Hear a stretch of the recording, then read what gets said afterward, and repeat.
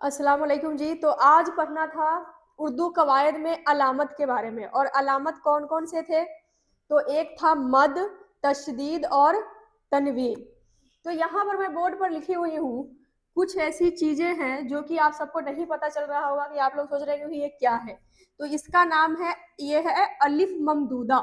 एक नंबर पे जो अलिफ ममदूदा है, मद का ही दूसरा नाम है, मद को ही कहा जाता है अलिफ ममदूदा। अब जो अलिफ ममदूदा है, जो मद है, उसका क्या काम है? वैसे वो अलामत है, ये याद रखिएगा। जो जबर जेर पेश था वो था एराब।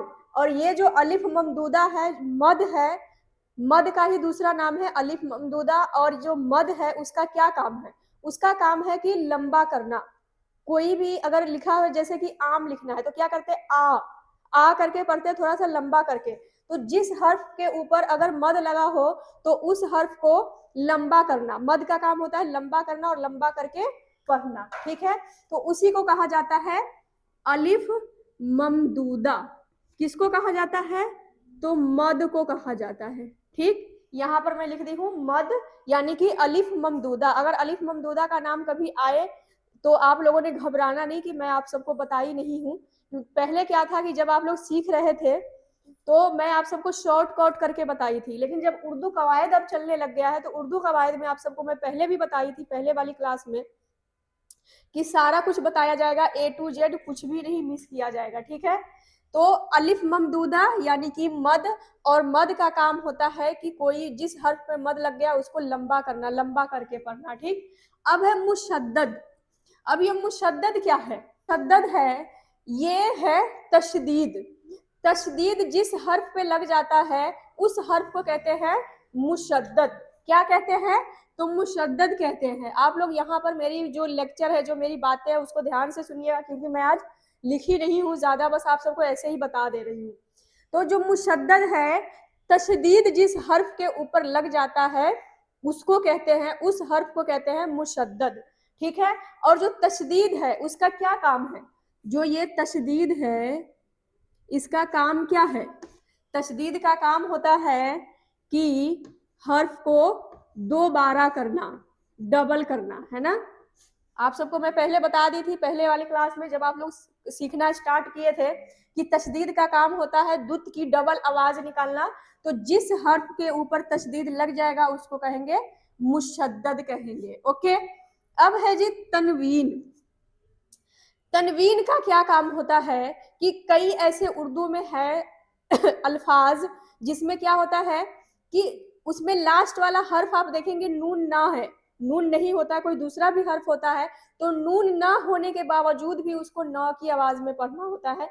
तो उसी को कहा जाता है तनवीन। ठीक है, कि कोई ऐसा लफ्ज जिसमें लास्ट में क्या है कि नून हर्फ ना हो, तभी भी नून हर्फ ना होने के बावजूद भी उसको नून पढ़ना है। जैसे कि लिखा जाता है फौरन। अब फौरन में आप देखेंगे कि लास्ट में तो अलिफ है, लेकिन क्या पढ़ना है? न पढ़ना है, तनवीन। जैसे लिखा है आनंद, अब लास्ट में यहाँ पर कोई न ना है, तो न, नून ना होने के बावजूद जो पढ़ा जाए न, उसी को कहते हैं तनवीन, वगैरह वगैरह। ठीक, तो तनवीन वाले जो मसले थे वो खत्म हो गए। अलिफ ममदूदा, अलिफ ममदूदा मद को कहा जाता है मुशद्दद।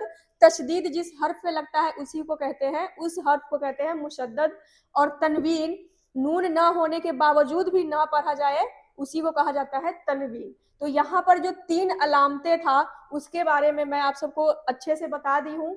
अब क्या करना है कि थोड़े से और है जो उर्दू जबान में एराब के तौर पे इस्तेमाल किया जाता है, वाओ, वाओ है, तो उसके बारे में मैं आप सबको अभी बताने वाली हूँ। तो क्लास को रेगुलर देखना है, कहीं जाना नहीं है और क्लास स्किप नहीं करना है। ठीक है, तो अभी पहले आप लोग इसके बारे में समझ गए, समझ लीजिए, तभी मैं क्या करूंगी, दूसरा वाला बताऊंगी। अभी अलिफ मकसूरा, अलिफ ममदूदा तो चलो हो गया है, हाय खफी, हाय मलहोजी, तो ये सारा कुछ आप सबको बताने वाली हूँ।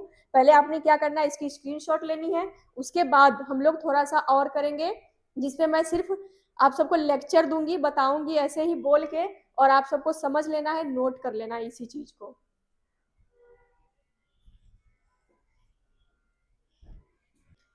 जी, तो कुछ एराब और अलामत के बारे में हम लोग पढ़े हैं। उसके बाद कुछ ऐसी बातें हैं जो कि आप सबको जानना ज़रूरी है। तो अलिफ मकसूरा किसको कहा जाता है? आप लोग देखे होंगे कि कई ऐसे लफ्ज़ हैं जिस पे आप लोग देखे होंगे लास्ट में छोटी ये हो, उसके ऊपर लगाया जाता है छोटी ये, कोई भी हर्फ हो उसके ऊपर लगा दिया जाता है एक छोटा-सा अलिफ, ऐसे करके। तो इसका मतलब होता है कि कम किया हुआ, छोटा किया गया, ठीक है।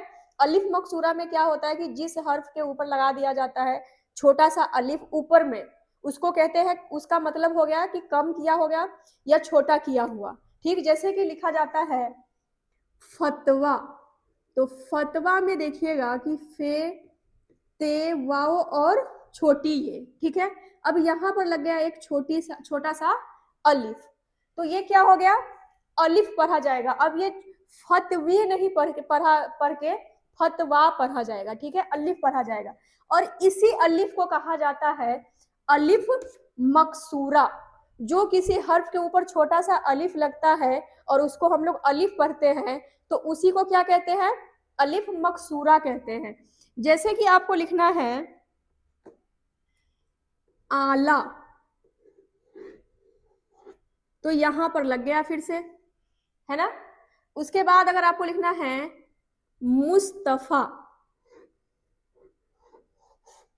मुस्तफा लिखना है तो यहां पर लग गया अलिफ, तो ये क्या हो गया, इसको कहते हैं अलिफ मकसूरा वगैरह वगैरह, ठीक है। अलिफ मकसूरा कहते हैं इसी अलिफ को, जो ये छोटा छोटा करके लगा होता है ना, इसी को कहते हैं अलिफ मकसूरा। और ये किसी हर्फ के ऊपर जब लग जाता है तो उसको क्या कर देते हैं, अलिफ पढ़ते हैं, उस लफ्ज को क्या करते हैं, अलिफ पढ़ते हैं। तो यहाँ पर देखिए जैसे फतवा में, आला में और मुस्तफा में लगा हुआ है छोटा सा अलिफ, तो उसको अलिफ पढ़ेंगे। और उसी अलिफ को, यानी कि ये छोटा सा अलिफ को कहेंगे अलिफ मकसूरा, ठीक है। अब दूसरे नंबर पे है हाय मलफूजी।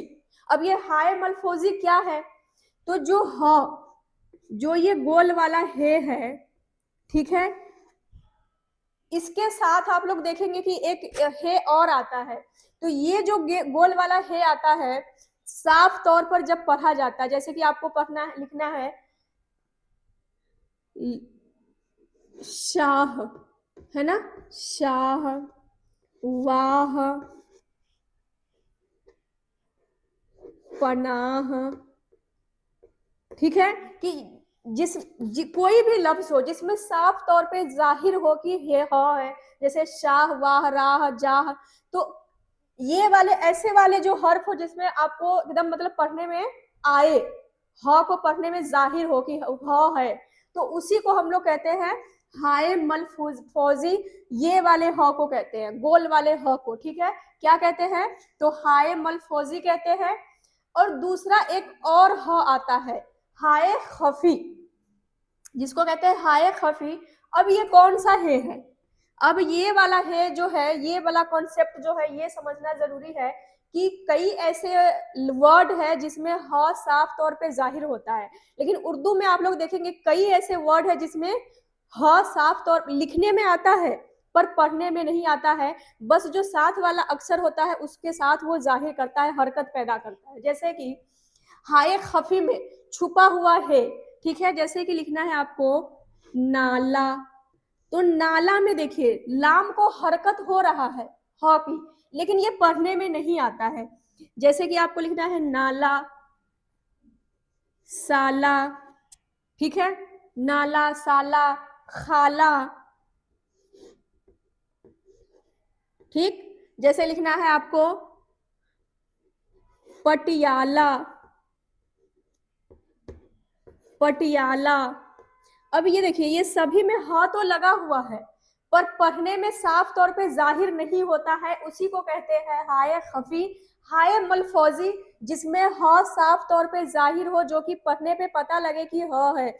जैसे शाह, राह, वाह, शहजादा, तो इसमें क्या है कि ह साफ तौर पे जाहिर हो रहा है। लेकिन कुछ ऐसे वर्ड है जिसमें ह साफ तौर पे जाहिर नहीं होता है, बस साथ वाले हर्फ के साथ उसको हरकत होता है। जैसे कि नाला, तो लाम को हरकत, साला, यहाँ पर लाम को ह की हरकत, खाला, खाला में भी लाम को हरकत हो रहा है हॉकी पर, वहां पर ह साफ तौर पे जब आप बोलते हैं तब नहीं आता है, जाहिर नहीं होता। जैसे पटियाला वगैरह वगैरह, ऐसे वाले जितने भी वर्ड हैं वो सारे। Okay, clear. तो आप सबको यहाँ पर अलिफ मकसूरा के बारे में भी अच्छे से समझ में आ गया होगा, हाय मलफोजी के बारे में भी अच्छे से समझ में आ गया होगा, और हाय खफी। अब खफी से ही पता चल रहा है कि यहाँ पर कुछ ऐसी वाली बातें हैं जहां पर क्या है इसमें कि उस खफ करना मतलब कि गुम किया हुआ है, जैसे कि नाला में। ठीक, तो समझ गए कि 3 नंबर को अपना क्लियर हो गया। 4 नंबर पर आप लोगों को दिख रहा होगा वाओ मारूफ। अब ये वाओ मारूफ क्या है? तो वाओ मारूफ उस वाओ को कहते हैं जो वाओ के साथ, जो पेश के साथ पढ़ा जाए।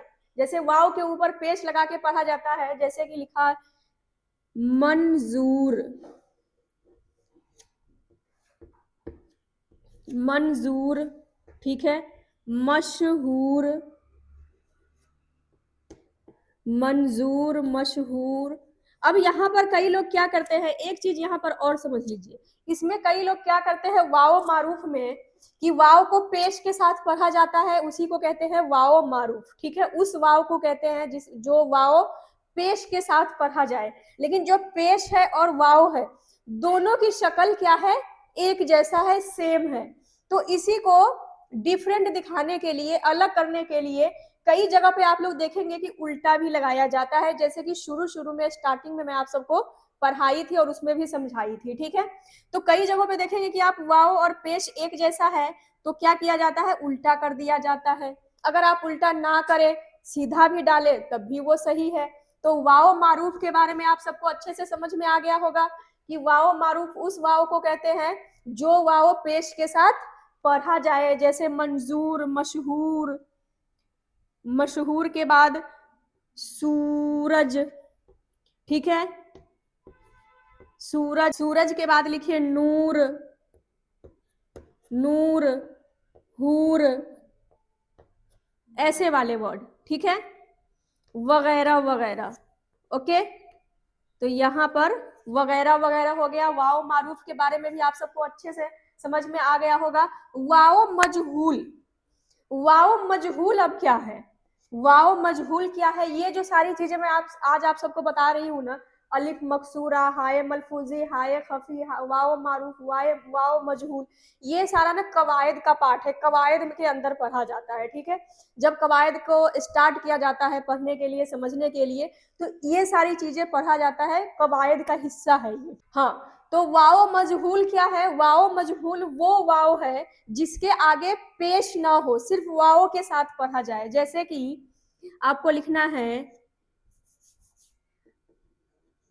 मसलन, मसलन में आपको लिखना है मोर, शोर, जोर, ठीक, रोग, लोग, वगैरह वगैरह। ओके, ठीक, राइटिंग पे नहीं जाना है, आप सबने बस पढ़ने पे ध्यान देना है। तो वाओ मजहूल वो वाओ जिसके आगे पेश ना हो, जिसके ऊपर पेश ना हो, लेकिन वो सिर्फ वाओ के साथ पढ़ा जाए। सिर्फ किसके साथ पढ़ा जाए, तो वाओ के साथ, जिसको मैं स्टार्टिंग में जब आप सबको पढ़ाई थी तो मैं आप सबको बताई थी कि ए की मात्रा और ओ की मात्रा के लिए। ठीक है, ओ जैसे कि लिखना है मोर, शोर, जोर, रोग, लोग, ठीक, वोट। तो क्या करना है इसमें, वाओ मजहूल में क्या होता है कि वाओ के आगे पेश नहीं होता है, उसको सिर्फ वाओ के साथ पढ़ा जाता है, तो वह उसको क्या कहते हैं, उस वाओ को क्या कहते हैं, वाओ मजहूल कहते हैं। अब वाओ मादुल्ला क्या है, वाओ मदुला के ऊपर मैं एक बहुत बड़ा क्लास लगाई थी जिसमें आप सबको बताई थी कि अच्छे से वाओ मदुला के बारे में। ठीक है, तो वाओ मदुला उस वाओ को कहते हैं जिसमें वाओ लिखा जाता है पर पढ़ा नहीं जाता है। अब मसलन के तौर पे देखिएगा, मसलन के तौर पे देखिएगा, जैसे कि आपको लिखना है दरखास्त, दरखास्त मतलब एप्लीकेशन जिसको कहते हैं इंग्लिश में। तो दरखास्त में देखिए, दरखास्त में क्या है, वाओ लगा हुआ है ना, वाव लगा हुआ है, पर यहाँ पर जब हम पढ़ रहे हैं तो क्या पढ़ रहे हैं, दरखास्त। वाव तो पढ़ ही नहीं रहे हैं, दरख्वास्त पढ़ना चाहिए, पर क्या पढ़ रहे हैं, दरखास्त पढ़ रहे हैं। तो ये वाले वाव को क्या कहते हैं, वाव मदुल्ला कहते हैं, कि लिखने में लिखा जाता है पर जब हम पढ़ते हैं तो उसको नहीं पढ़ा जाता है, उसी वाव को कहते हैं वाव मादुल्ला, वाव मदुल्ला। तो दरखास्त के बाद लिखना है आपको ख्वाब, ख्वाब, ख्वाब के बाद लिखना है ख्वाहिश। अब देखिए वगैरह वगैरह और भी बहुत सारे हैं, पर मैं यहाँ पर सारे नहीं लिखवा सकती हूँ, बस मैं उदाहरण के तौर पे आप सबको बता दी हूँ, ठीक है। तो वाव मदुल्ला किसको कहते हैं, उस वाव को कहते हैं जो वाव लिखने में आता है पर पढ़ने में नहीं आता है, उसी वाव को कहते हैं वाव मदुल्ला। वाव मारूफ वो वाव जो पेश के साथ पढ़ा जाए, वाव मजहूल वो वाव जिसके आगे पेश ना हो, वो वाव के साथ पढ़ा। कमेंट सेक्शन में बताना है कि आज वाली जो क्लास है आप सबको कैसी लगी है और आप सब कितना सीखे हैं, सीखने में आप सबके कितने काम आया है। और एक नई चीज है, ये सारी चीजें जो मैं आज बताई हूँ, ये वाली चीजें जो 6 नंबर तक है, ये बिल्कुल नया चीज है जो कि आप सबको अच्छे से समझ में आ गया होगा, उम्मीद करती हूँ। और मुझे कमेंट सेक्शन में बताइएगा कि आप सबको समझ में आ गया है कि नहीं, और क्या करना है, इसका स्क्रीनशॉट ले लेना है, ठीक है। फिर मिलते हैं हम लोग अगली क्लास में।